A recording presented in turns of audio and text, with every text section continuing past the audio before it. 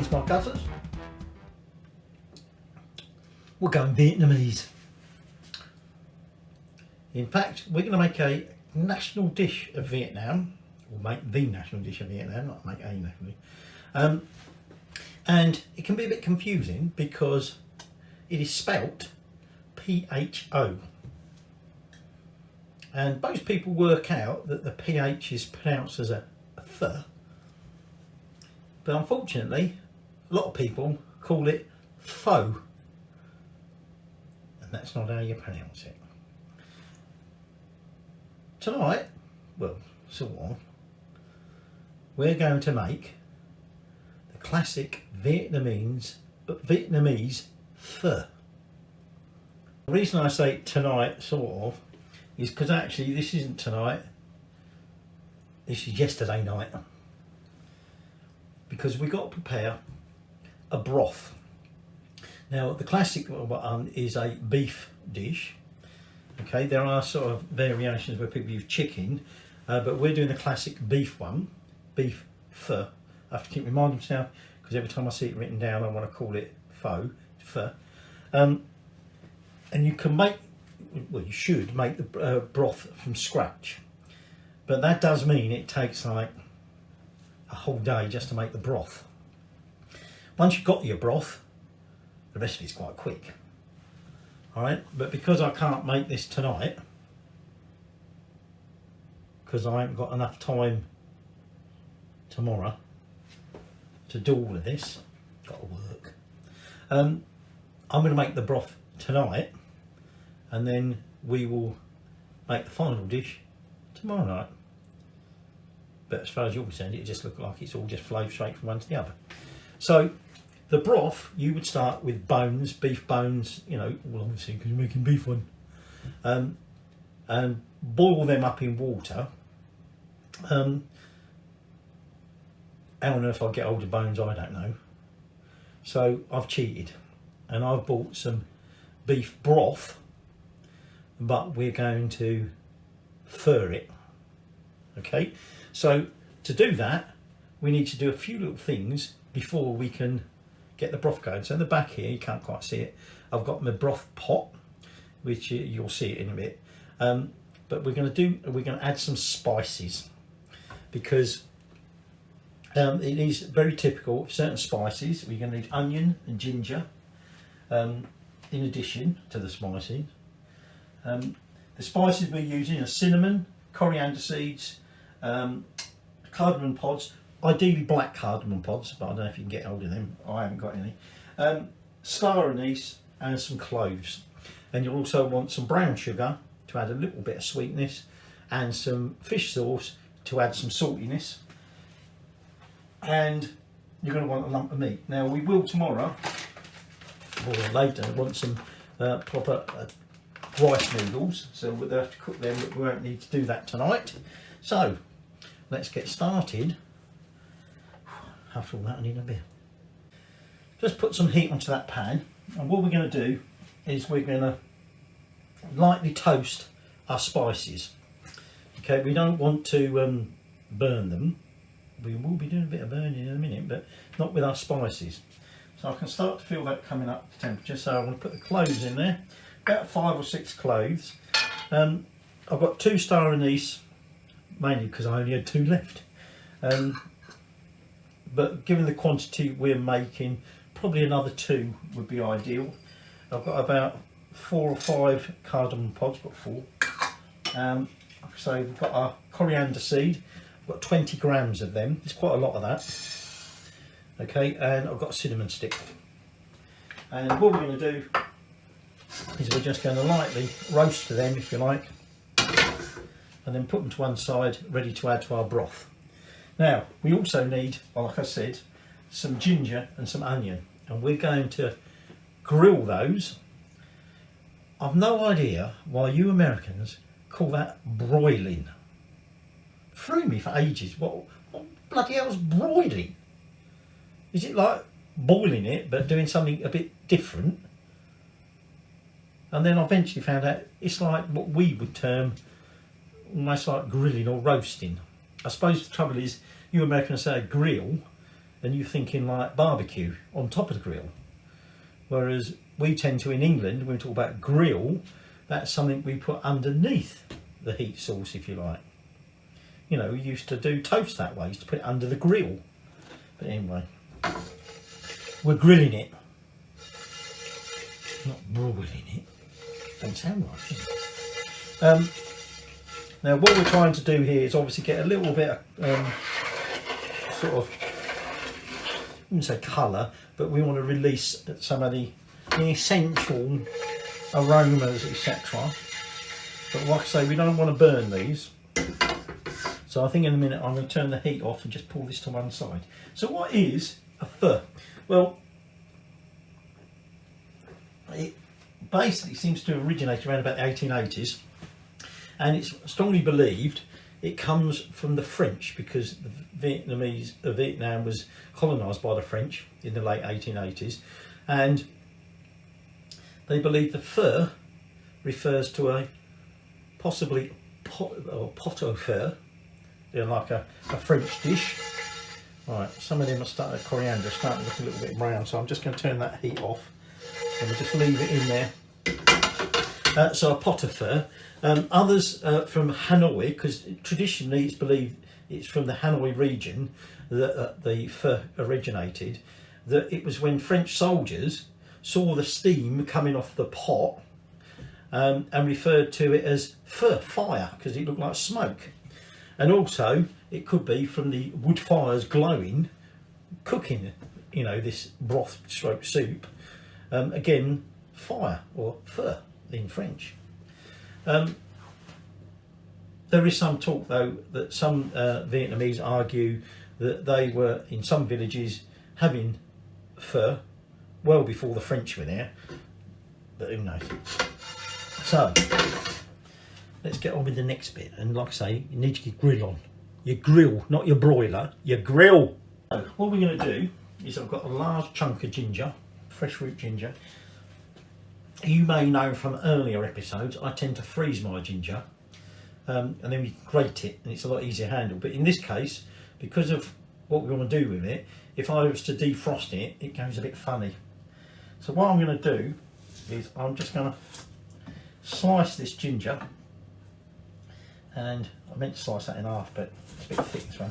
So I've just cut it into slices, okay, and then I've got an onion here, and what I'm going to do with this onion, I'm going to cut it up in half, and I'm just cutting the root end off, and I might actually just cut that end off because that looks a bit manky, doesn't it?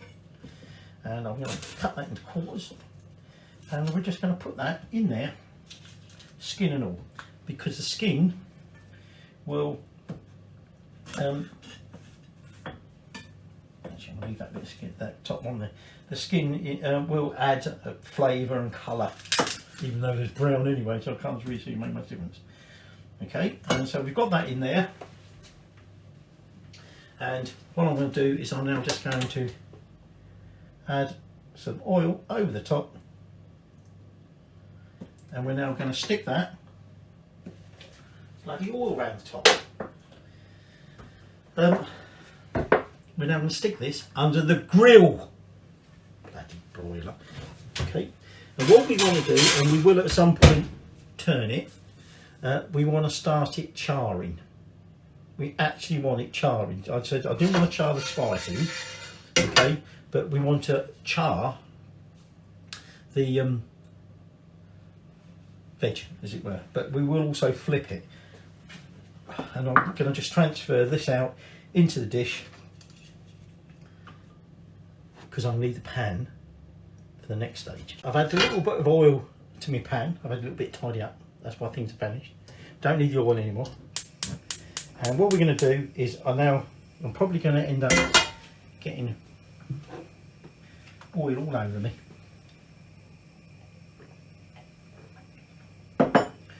Because what we're going to do is I've got here, I've got two steaks here. One of them we're going to do something with. The other is going back in the fridge until we're ready to start assembling our final bowl. So while that comes up temperature, let me tell you a little bit more about a pho.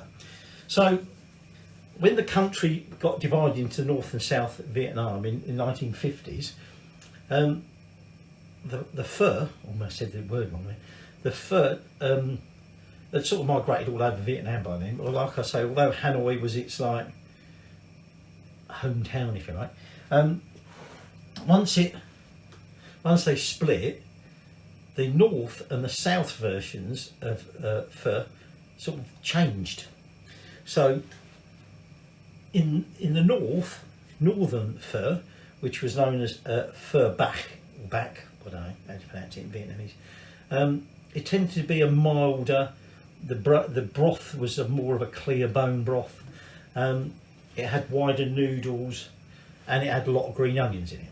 Whereas down the south, it became pho nam, and that was a bit bolder. It had thinner needles.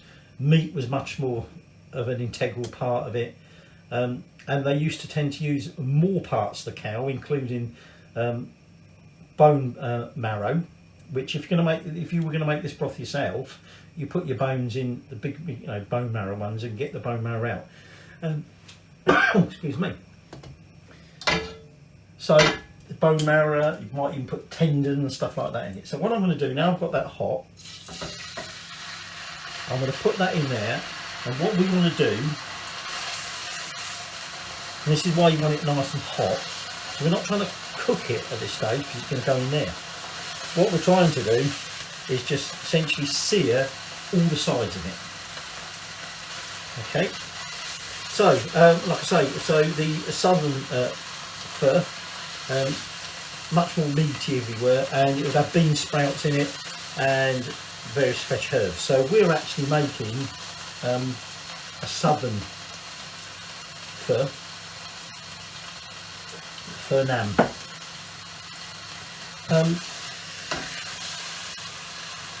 It's almost certainly the pho originated from sort of various noodle dishes, that were around at the time.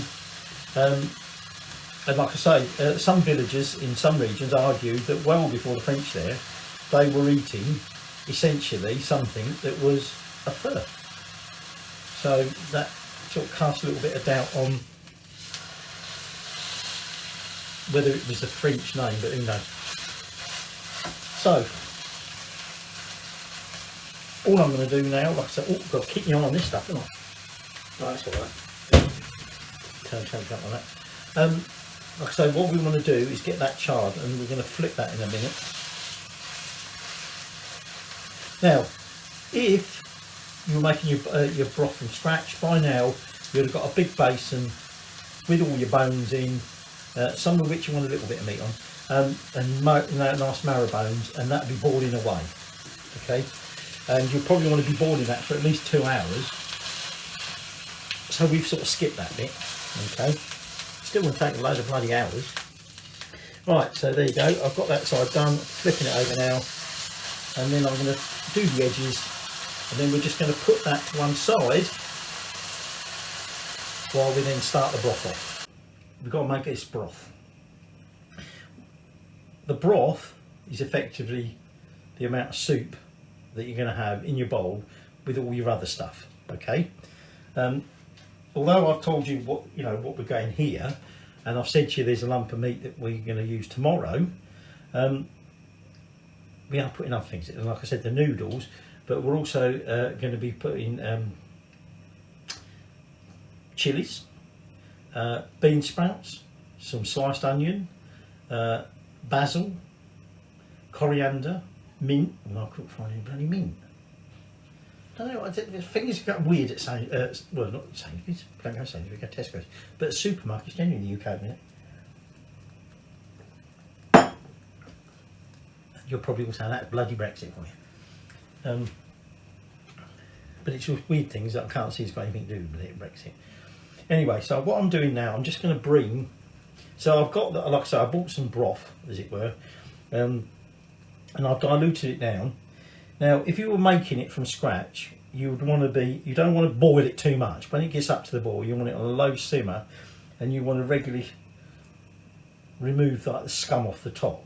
And the idea being that if you was to do it with bones, you can parboil your bones, or you can roast your bones, toast them if you like, grill them. I'm talking of which, I better just check because I just raised my grill up. You can, if you lightly roast them, just start to get a bit of colour on that side, I'll flip them in a minute. Then you would put them into cold water, and the cold water effectively helps release the albumin,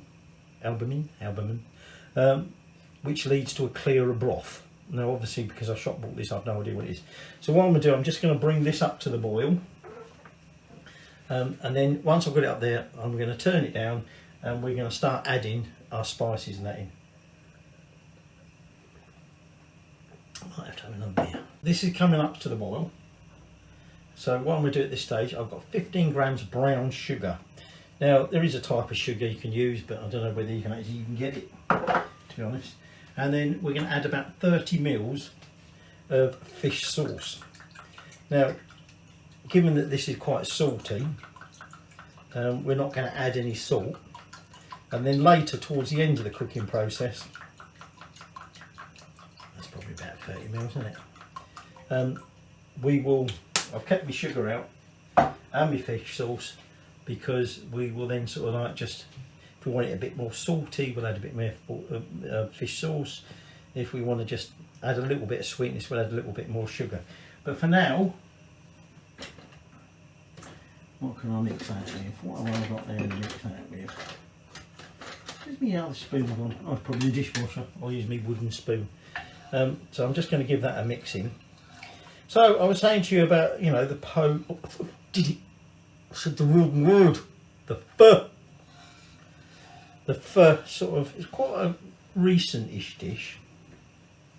The first sort of English sort of reference, English language reference in a cookbook, was in a book known as The Recipe of All Nations by the Countess Montgolfier in 1935. And in the book she refers to pho, I almost said the wrong word in, as an Vietnamese soup held in high esteem, made with beef, a veal bone, onions, a bay leaf, salt and pepper, and a small teaspoon of nuoc mam. I'm not really sure what that is.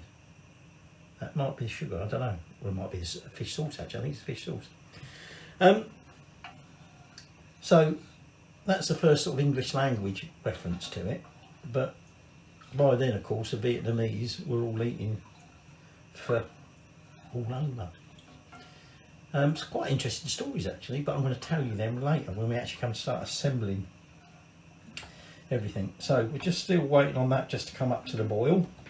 So like I say, all I've got to add to that now is my spices and my meat, because we're going to put that meat that we've on each side into there, and we're then going to let that boil uncovered for 2 hours. Like I say, this is a long process, and we've skipped a very long bit, which is making the initial broth. Oh, better check my grill and stuff, better I? You can see that I'm starting to get a bit of colour on my onions, so I'm going to flip them again, put them a bit more, and then when I think they're done enough, I'll show you before we add them to the pot. This is coming up to the boil. I'm giving these a bit of a charring.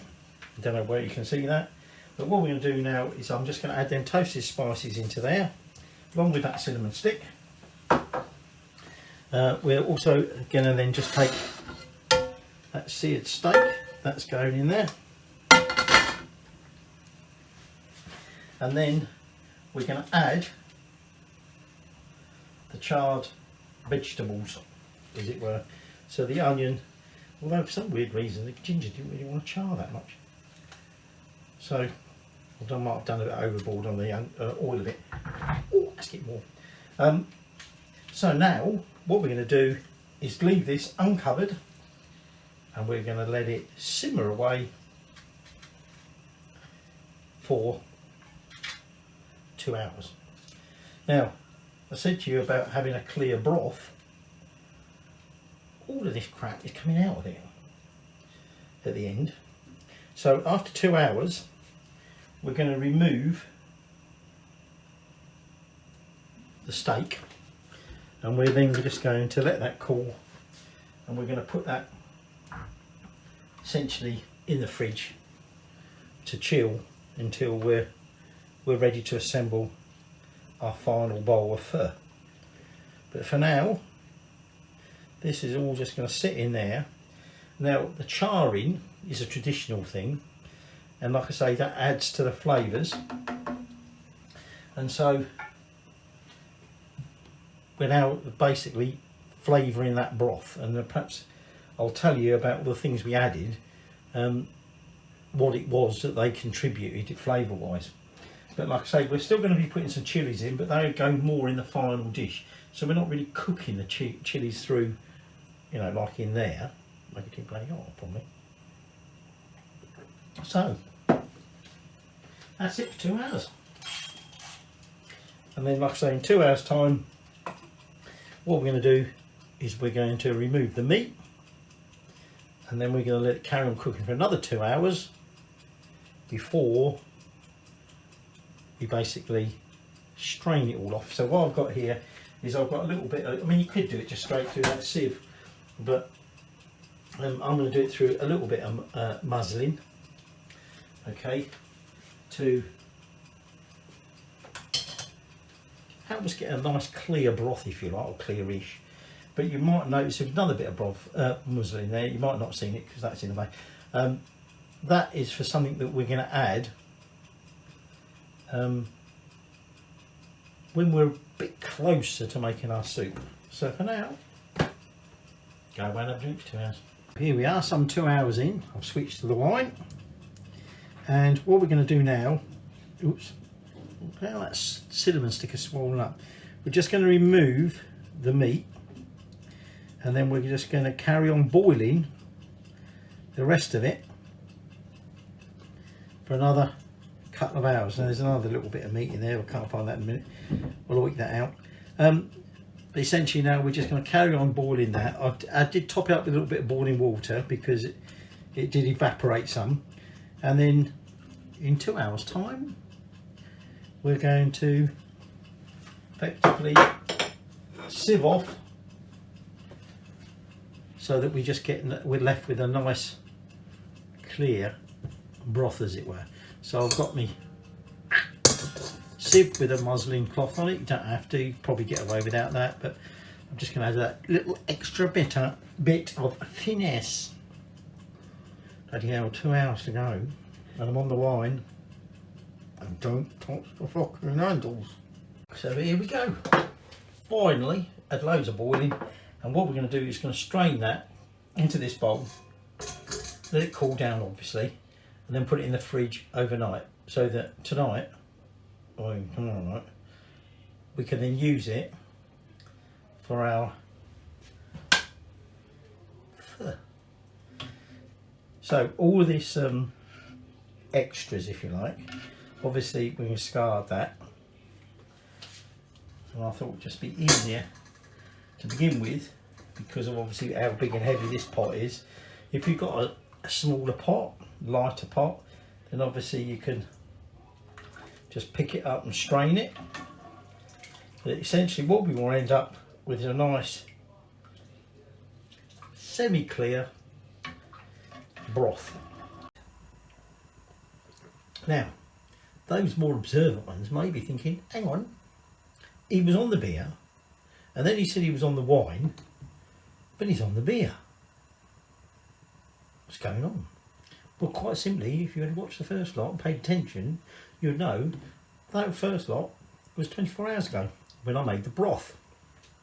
So I'm now 24 hours later, and we're now going to make our final pho. So my broth, which has been in the fridge, and you can actually keep that broth for up to 5 days or so in the fridge. I've brought it out, and I've brought it back up to the boil, and what we're going to do is do our final flavouring, if you like. So one of the things we're going to be putting into our pho is coriander, and what I've got here is the stalks of some coriander, and I'm going to wrap this up like a little bouquet garni, and I'm going to tie it off with a bit of twine, kitchen string or twine, whatever you want, and we're going to chuck that in there, and then that wants to be in there boiling away for about 15 minutes or so, and it's going to be a bit longer than that, but who cares. So in it goes. It's not quite at the boil yet, I had it turned off, but I've turned it back up, and we're just going to let that soak in there and boil away for at least 15 minutes, which it will be because I'm not planning on eating for another 3/4 hour. There's 3 main herbs going into this. Well, there isn't, but there would be, because I said to you yesterday we were doing a broth, the mint, and I couldn't get hold of any mint. So normally you put some mint, and what you do with the mint is a bit like I'm going to do with this basil. If you've got Thai basil, use that. I'm just going to sort of shred it into this bowl. Okay, I'm going to leave the stalks out, and what I'm going to do is also mix it. I gave this a little bit of a wash and a dry, if you like. What I'm going to do is, that looks a funny colour, that one. We'll take that out, and then I'm going to mix that with some coriander, basically the stuff that I pulled off the stalks. So we're going to chuck that in there, and then toss it together. Like I say, if you had any mint, do that now. Okay, so what you're also going to need, that's a lanky leaf, we'll take that out. You're going to need your beef that you cooked yesterday. You're going to need your beef that you didn't cook yesterday. Bit more sugar, brown sugar, fish sauce, an onion. If you can get the old Thai chilies, get some Thai chilies. That's just a chili. And bean sprouts and some sort of thinnish noodles. Okay, ribbon noodles. Okay, rice noodles. I've cooked them already, and they're just sitting there in the bowl. Did I mention bean sprouts? And bean sprouts. And then that's all we're going to need. So let me just get me herb salad finished off. That's me herb salad all tossed. But I just remembered, of course, I said I was going to tell you about all the different things that we added into that broth. So we added star anise, and that gives you like a bittersweet taste and aroma. There were cloves, that gives a strong spicy and slightly bitter taste. You can add fennel seeds, we didn't. Okay, the fennel seeds give a little bit of a licoricey flavour, and in fact you can substitute licorice root instead of fennel seeds. Coriander, that gives a bit of a citrusy taste to the broth, which apparently is how balance out with the stronger spices. The cinnamon, it gives it a warm, earthy sort of scent, if you like. And then finally, we put ordinary green cardamom pods in there. The idea of the black cardamom pods, which you were meant to use, is a warm, earthy and smoky aroma to the broth. And then, of course, we're adding the flavour of the coriander through the stalks, which are currently boiling in there at the minute. So that's your broth. Okay, so our next stage is we need to slice up an onion. Now, we don't need a huge onion. Okay, and what we're going to do is we're just going to slice it up. If you can find, I don't know, onion's an onion to me. You get red onions and you get like brown onions or whatever. But the idea being, you want a slightly, bloody wife's left her boots down on the floor here, and I'm going to full arse over these, and it'll be her bloody fault. And if they get crap all over them, that's her fault as well. By the way, wife, when you watch this later, yes, I was having a go. And so what I'm going to do, like I say, if you can find some nice little sweet onions, use them. But all I'm going to do is thinly slice these, and these will be going into our finished bowl. So So I'm just going to do the other half of that, chuck that in that bowl, and then we'll move on to chopping the chilli. Before I chop my chilli, what I'm going to do is I'm just going to have a little taste. Okay, burn my mouth off. Out. Or I don't know.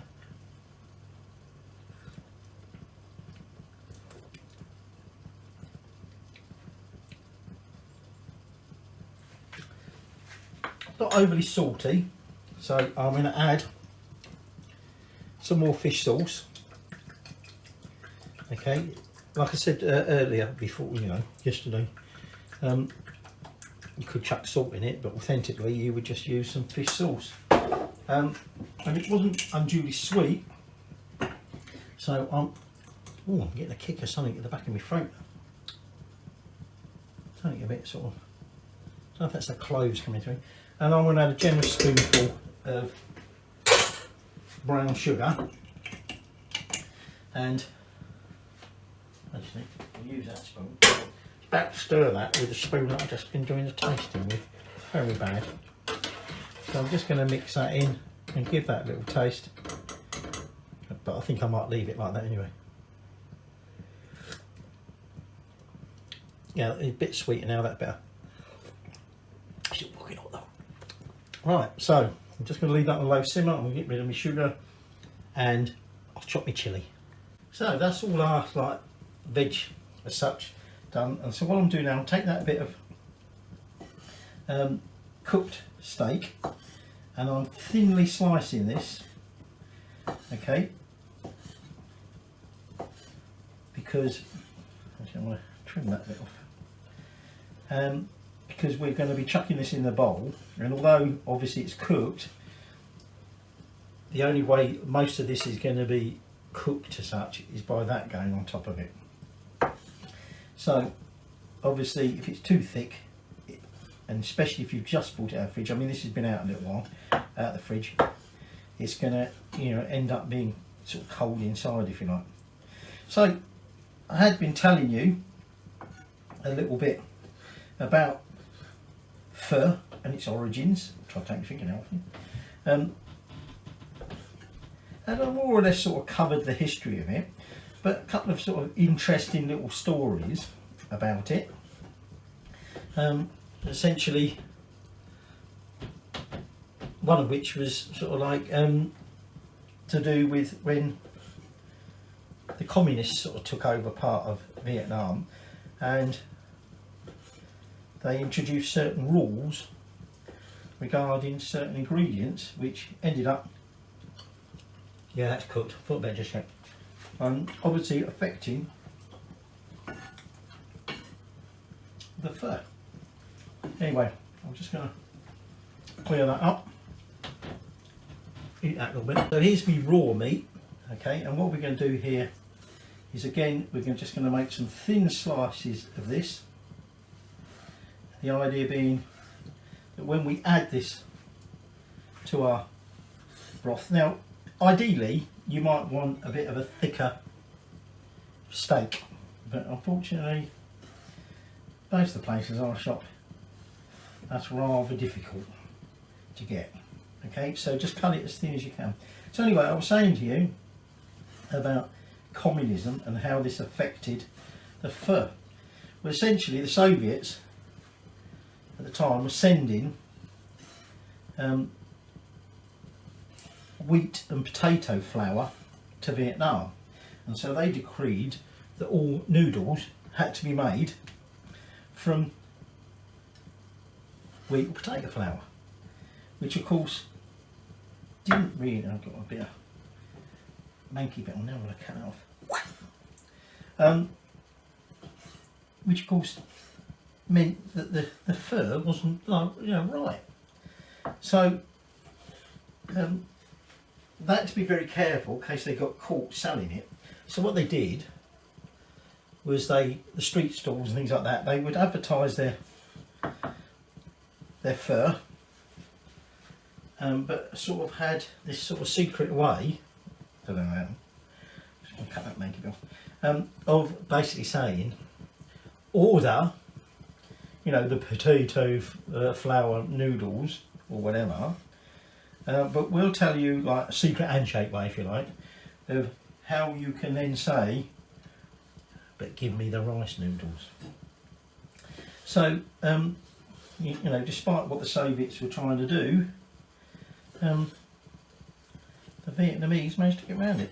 That's a bit manky, that bit. So, here we are.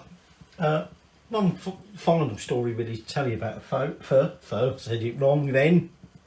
And you will notice I'm now back on the wine because I drunk my beer. Well, I'm drunk my beer. I'm saving some. Not for Ron. Later on. I've got my jammy red roux. I do like it's a bit sweet. I don't really like sweet wines, but this is really nice.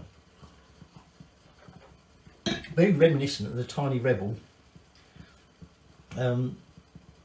jammy donut one. But anyway, I'm just going to clean this up because we're now ready to start assembling our pho and me to tell you one final story. Start assembling it. Now I've got some nice big bowls here, and what we do is we take some of our cooked noodles and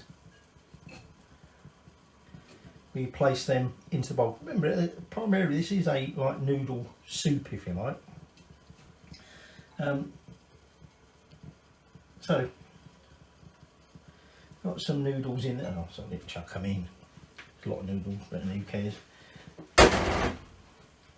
And then we've got some of our sliced onion, and again, we're just going to sprinkle some of that in there on top of our noodles.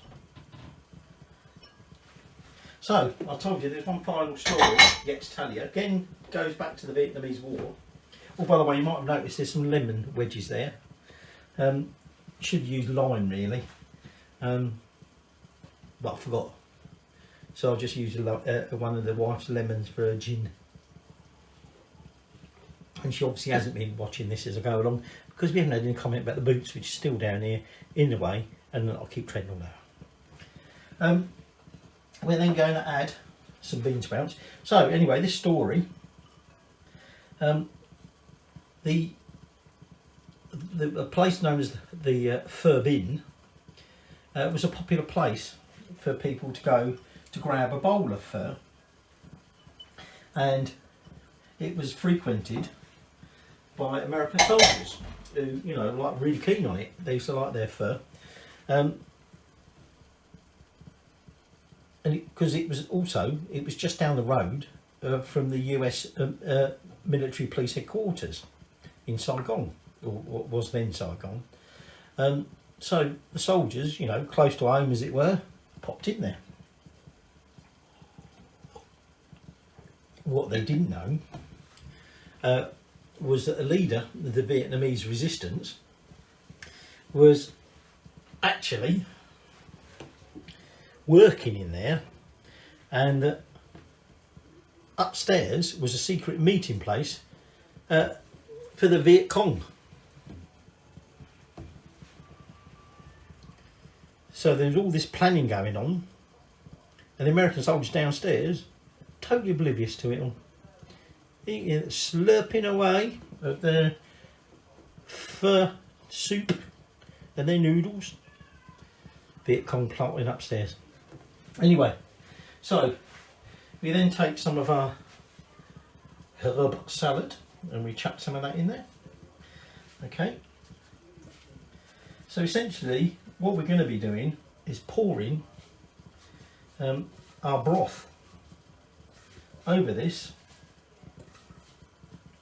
like I say, to sort of cook, if you like, some of this through.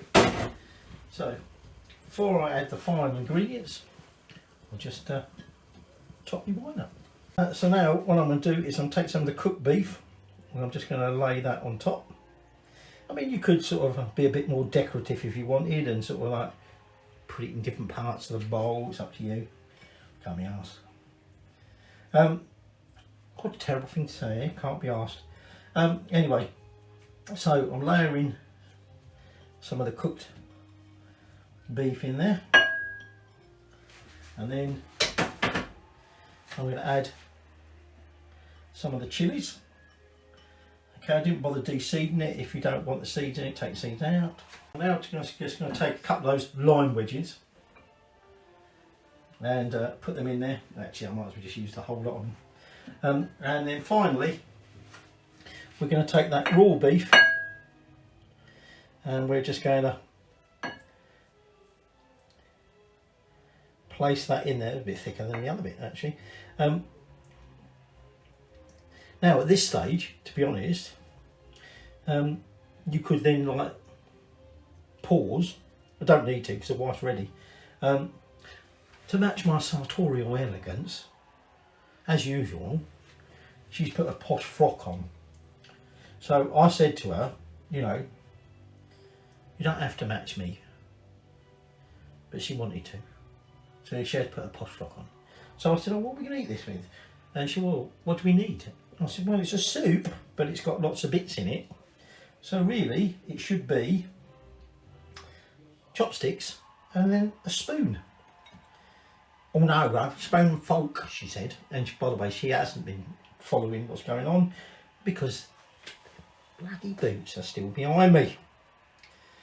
So, like I say, really at this point, you can then pause if you wanted, and then when you're ready, you take your boiling hot broth and pour it over. But I'm going to do that in a minute. So I'm just going to finish adding this meat. We're now ready, because the wife's ready. I'm bloody starving, I haven't eaten all day. I haven't had anything all day.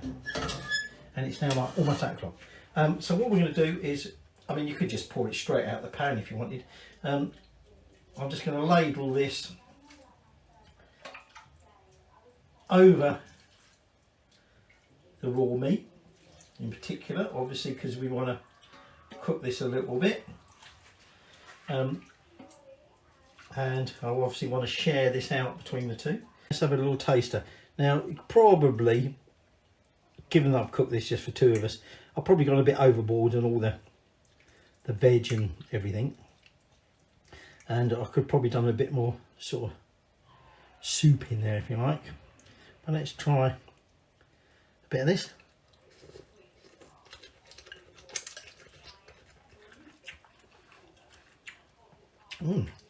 So as you'd expect, veg, warm but nice and crisp. Can't find any cooked meat. There it is. There's a bit. So it's not like overdone where, you know, sprouts and everything lose their crispness.